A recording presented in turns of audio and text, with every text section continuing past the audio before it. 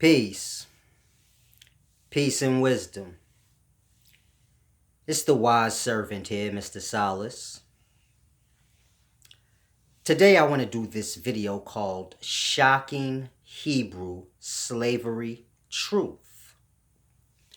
Now I know the Hebrew Israelite brothers as well as many of the Kemetic followers and those that pull for the African ancestry. I know many of you do not like Mr. Solace. And that's peace. But I just want you all to know that I got love for y'all. Like, for real. I come from that same path that y'all are on. So I was a Hebrew Israelite. I was a Kemetic follower. And like I said, I come from that same path that y'all are on. I don't view that path as an opposing path, or it's just the path that I was on. I view it as a step in a long staircase of wisdom, and I've gone high up on the stairs, but I still keep my thoughts and my heart with those at the bottom of the staircase. So it's a deep thing if you can grasp what I'm saying, but all my videos is truly done in humility. Sometimes I may get a little excited. A lot in the beginnings. When I first came bringing the wisdom, I would get a little excited. Sometimes, and offend people. And I still do. But for the most part, it's all about people raising themselves up. Everyone being equal. So that's my main thing, But in any event, I want to do this very deep video called Shocking Hebrew Slavery Truth. Now, where did the Hebrews come from? It's a very deep thing many people don't think about. See, the Hebrews were slaves in Egypt and many of the other African countries and Middle Eastern ones. But where did they come from? And it's a deep thing I want y'all to grasp. They came from East Asia, or those Far East countries. Now, before you get lost and say, oh man, Solace, here you go. I'm going to read directly from the Bible. Genesis chapter 11. And it says, now the whole earth had one language and one speech. And it came to pass as they journeyed from the east that they found a plain in the land of Shinar, and they dwelt there. Now this is right after the flood. Now we know after the flood you had Shem, Ham, and Japheth's descendants. They were all populated in the same place. If you go to chapter 11, Genesis, it says, now the whole earth had one language and one speech, and it came to pass as they journeyed from the east that they found a plain in the land of Shinar, and they dwelt there. Now, how do we know that they meant the Far East countries and not the Middle East? Because they said they found a plain in the land of Shinar. Now, where is Shinar? Shinar is in what we'd call in today times the Middle East. So they came from the Far East to what we'd call in today times the Middle East. And how do you know that? Go to Genesis chapter 10, verse 8. And it says, Cush begot Nimrod, and he began to be a mighty one on the earth. He was a mighty hunter before the Lord. Therefore it is said, like Nimrod, the mighty hunter before the Lord. And the beginnings of his kingdom was Babel, Erech, Akkad, and Calneh, in the land of Shinar. Now Shinar is that whole Middle Eastern plain, so to say, including Egypt. And Erech, Babel, Akkad, and Calneh were the first cities built on that plain. Now, how do we know that that place is the Middle East? Well, in the beginning, his kingdoms was Babel and Erech. Now, where's Erech? In Sumerian writings, Erech is Uruk, U-R-U-K. And in today times, Uruk or Erech is Iraq. That's what we call it today, Iraq.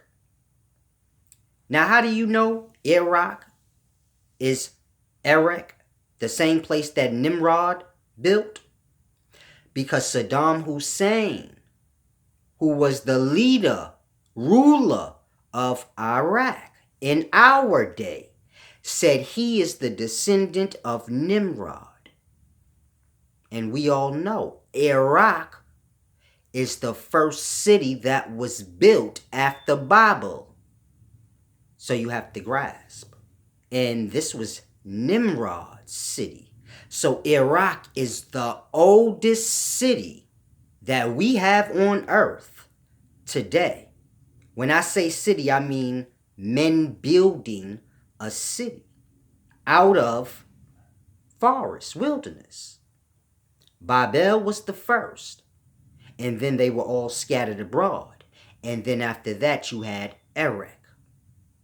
So you have to grasp, it's a deep thing. Now, I know a lot of y'all will say, what does this have to do with the Hebrews? Okay. All of Noah's people, Shem, Ham, Japheth, all his descendants, they came to the Middle East and they began to build kingdoms. But what does this have to do with the Hebrews coming from the Far East? Well, grasp. After the flood, there were no cities and no nationalities. Shem, Ham, Japheth's, all their descendants were just one people, and they viewed themselves as descendants of Noah. Then they all came from that far east place they were at to Shinar. And this is when Ham's lineage created the separation. So then you get to Nimrod. Cush begot Nimrod. This is Ham's lineage. And we all know Nimrod was the first to build cities. So it's a deep thing y'all have to grasp.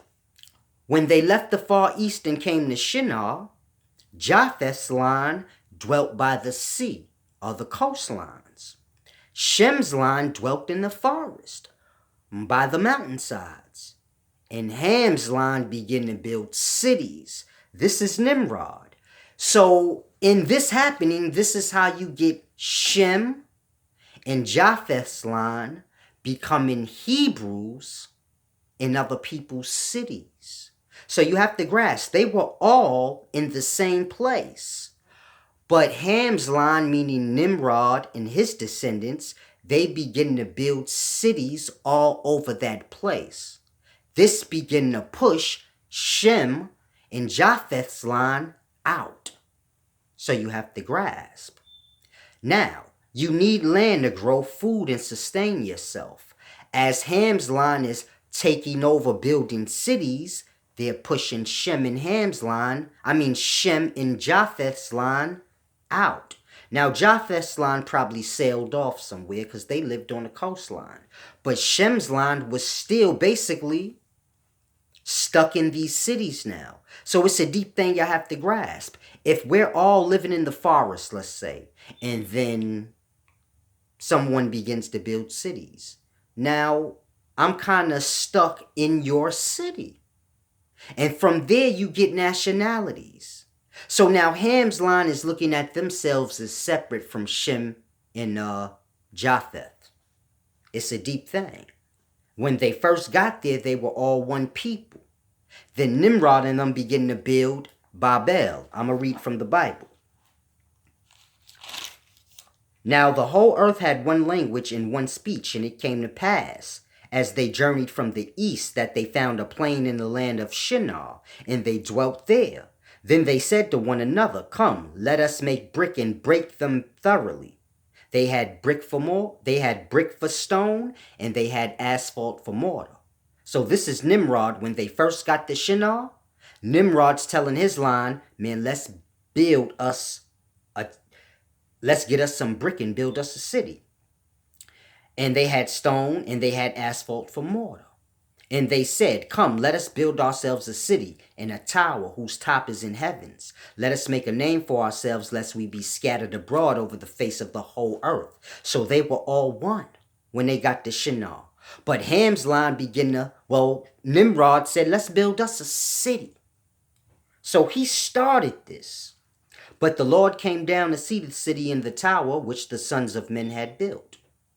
And the Lord said, indeed, the people are one, and they'll all have one language. And this is what they begin to do. Now, nothing that they propose to do will be withheld from them. Come, let us go down there and confuse their language, that they may not understand one another's speech. So the Lord scattered them abroad from there over the face all over the earth, and they ceased building that city. So you have to grasp. Therefore, it is named Babel, because there the Lord confused the language of all the earth. So they were all one people when they got to Shinar. Nimrod said, man, let's build us a city. The Lord scattered them abroad. Nah, y'all bugging. This is when they begin to spread out. In Ham's line, which is Nimrod and his descendants, as they were spread out, they begin to build cities and view themselves as separate from Shem and Ham's line now. So now everyone's viewing themselves separate. In Ham's line, which is Nimrod and his descendants, they are building cities. So it's a deep thing you have to grasp. If you go to chapter 10, it says, he was a mighty hunter before the Lord. Therefore it is said, like Nimrod, the mighty hunter before the Lord. And the beginning of his kingdoms was Babel, Erech, Akkad, and Calneh in the land of Shinar. From that land he went to Assyria and built Nineveh, Rehoboth, and Calah. And Rezin between Nineveh and Calah, that is the principal city. Mizraim begot Ludum. This is one of Nimrod's descendants, Mizraim, and he begot Ludum.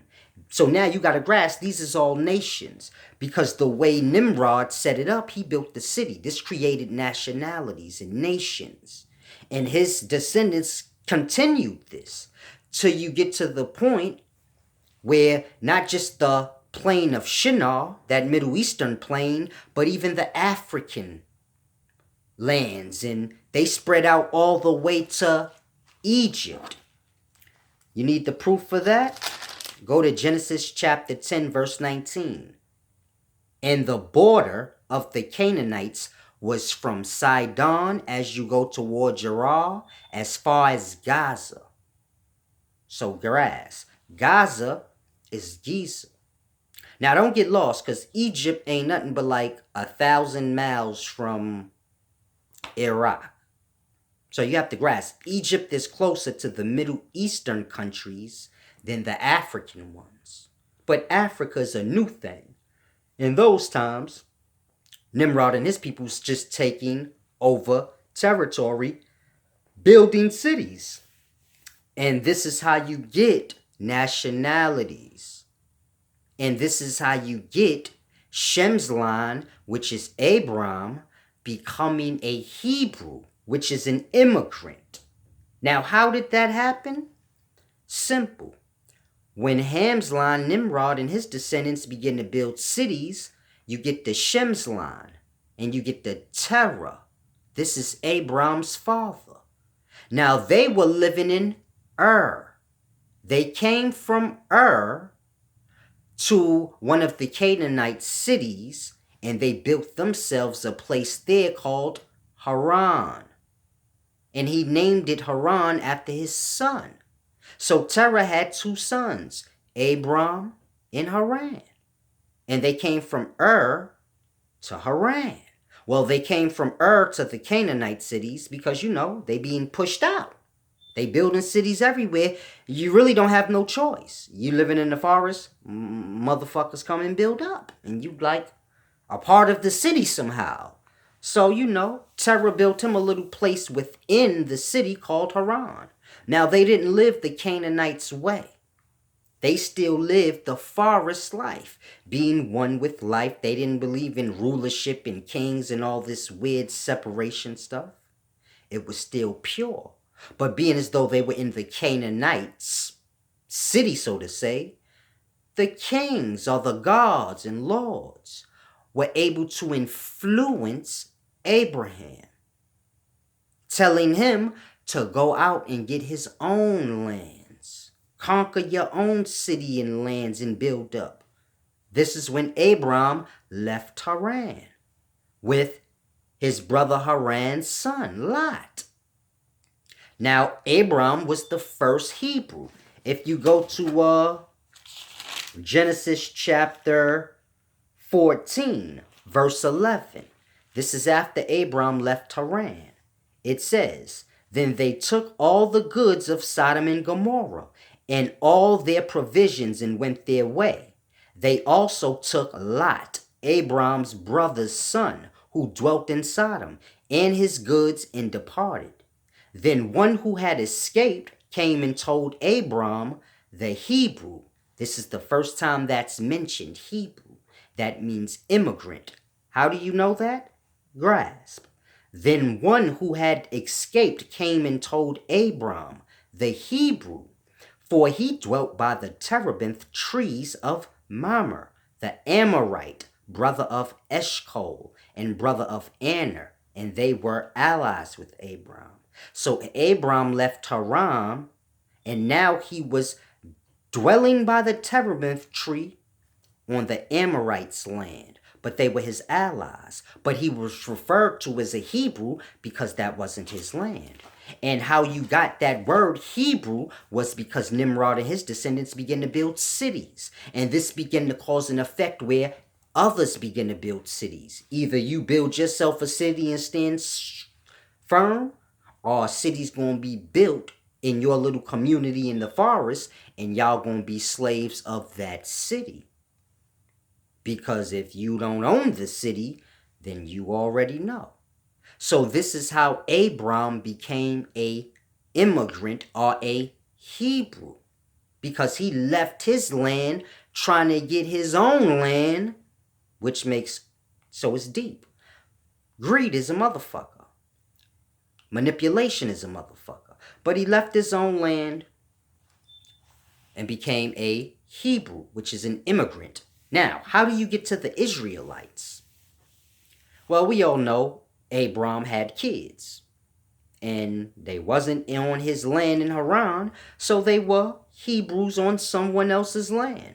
And then Abram's kids had kids. And now you get to Jacob, which is Israel.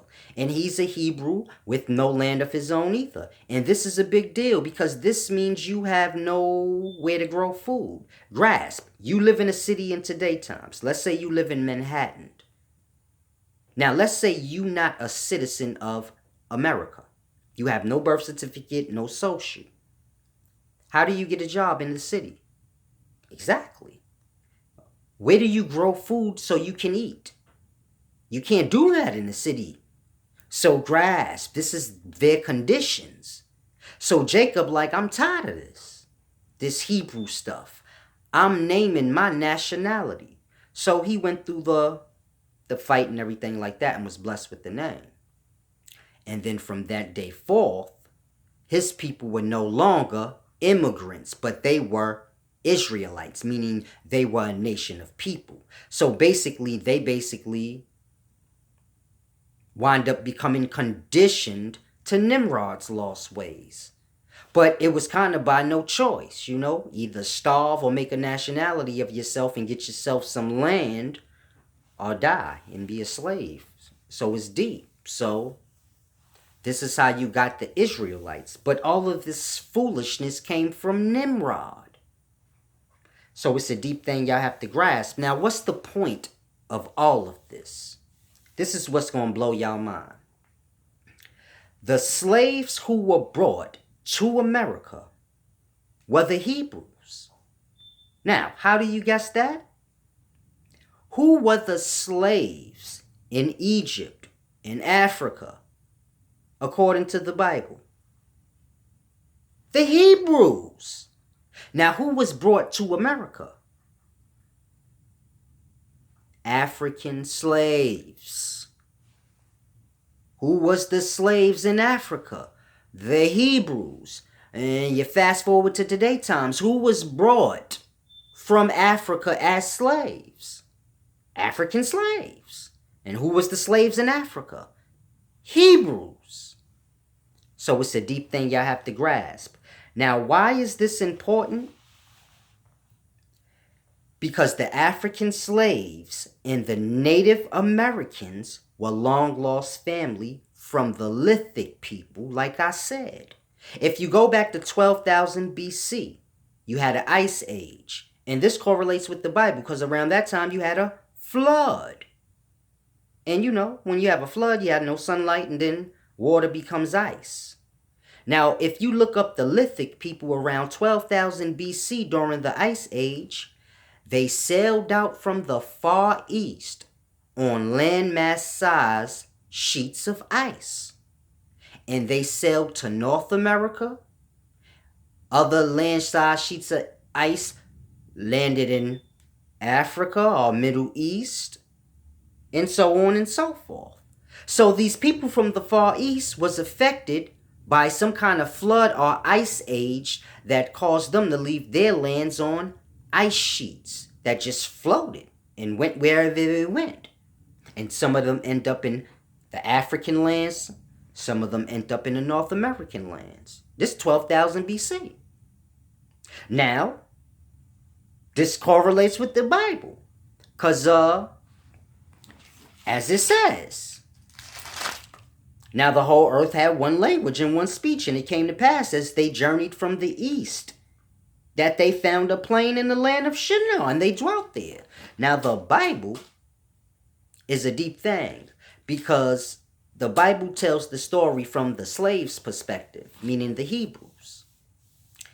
And if you go to like the Enuma Elish or the Sumerian text, it tells it from the king's perspective. So you have the king's list, and everything is told from the ruler's perspective when you're dealing with Sumerian texts or Kemetic texts. But when you're dealing with the Bible, it tells it from the slave's perspective, the Hebrew's perspective.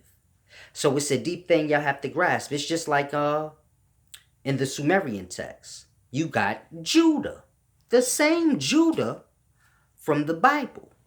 But Judah married the Canaanite woman, the daughter of Shua. So you have to grasp. Judah was an NC of Lagash, meaning a king of Lagash, because he married a Canaanite woman whose father was a king of Akkad, one of the first cities that Nimrod built. Therefore, Judah had a small city within Akkad called Lagash that he was NC, which is king, over. And this is the same Judah from the Bible. You know, in the Bible, it says Judah married the Canaanite woman. Now, when you read the Judah cylinders, this is Sumerian shit. But they got Judah cylinders. They like stone carvings, but cylinder-like. It's a bunch of them. They call Judah cylinders, king of Lagash. And it's the same Judah. They don't tell the story as he's native to Lagash, but he came from wherever he came from and married the daughter. So it leaves out the slave's perspective when you're dealing with Sumerian text. It only tells it from the king's perspective, that Judah is the son-in-law to the king of Akkad. And he is the NC of Lagash. And from there, you know, he had a whole descendants of people that went out and conquered the land that they called Judea. Because when you're dealing with the Sumerian text, it's spelled G-U-D-E-A. And they didn't have J's back in those times. So you have to grasp. The G took on the J sound. Judea. It's a deep thing. Like Jericho. It wasn't spelled with a J, it was with a G. but the G always had the J sound. So Judea was Judah. But it's a deep thing, but this is how you got all of that. Now, the African slaves and the Native Americans was long lost family from the Lithic people from 12,000 BC. Those that floated to North America and Africa on landmass sheets of ice. Now, it's a deep thing. After all those years, you figure those that end up in Africa, this would be Nimrod and all of them. And they begin to view each other as separate and build cities and sin against one another, creating a whole kingship dominion thing, a system. Now, those that end up in North America, they begin to populate those lands, and they kept the pure way of life that they was living in the Far East in the ancient times. And they kept that way of life all the way up until recent times where the Europeans came over here with their slaves. And it's a deep thing because the slaves they brought, you see how cold-blooded life is? The Lithic people, you could say these are the people that became the Hebrews that we read about in the Bible. Meaning, Nimrod and all the people were one. He began to build cities. Now, they're all one people, but they viewing each other separate. This is causing Shem's line to be what is called Hebrews. This is Abram and Jacob. That's Shem's line. They begin to be called Hebrews or immigrants. This is how that happens. Now, this is all one people that came from the Far East. And if you know your North American history, you know that the Lithic people from the Far East, they sailed over here also on landmass sheets of ice. But they didn't lose their way in the life. The way you live, they didn't have that system. So it's cold-blooded. Now, the Hebrews is so deep how life worked because they was brought from slavery in Africa back to their long-lost family. But they were strangers now. It's so deep. Yeah, they look different because they was over there mixing and mingling with them. And the natives is over here still looking Indian-like. So it's a deep, cold-blooded thing. When they see them after all this time, the natives knew. Like men numb. Because the natives kept their line. The natives, if you go to the Cherokee history, they say they come from the Far East. The rising sun. Because the natives is cold-blooded with the way they talk. So they don't say the Far East, but they say we come from the people from the rising sun. And the sun rises from the east, then they ain't lose no track of their history. So when the Europeans brought the African slaves here, they already knew, like, damn, those is probably our peoples. That ice went somewhere else, and they fucked around and got enslaved. Where they ended up, and we got lucky. So the natives used to try to help the African slaves, but they couldn't because they was too conditioned. But this is how like Harriet Tubman, Bass Reeves, and different people were able to run away and stay free. Because they banded up with the natives. Because they knew, like, no, all this African and North American stuff don't matter. We come from the Far East.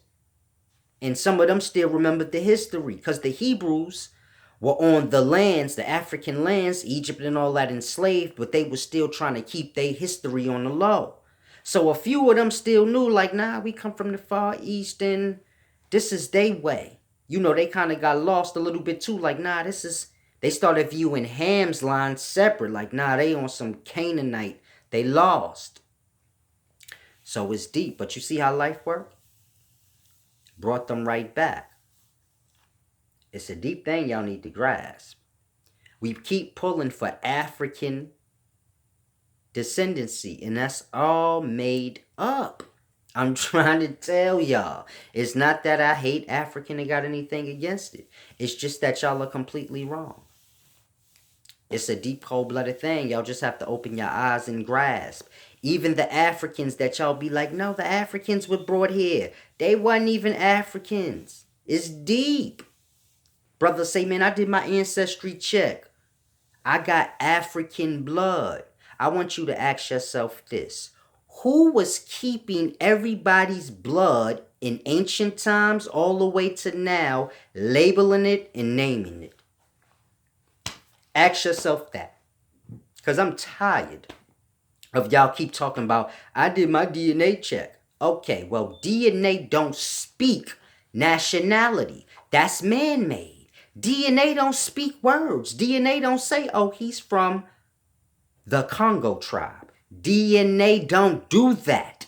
So you explain to me, who kept these people's blood all this time so that when they do your blood check, they say, oh, you are the descendants of the Nairobi people or some shit like that.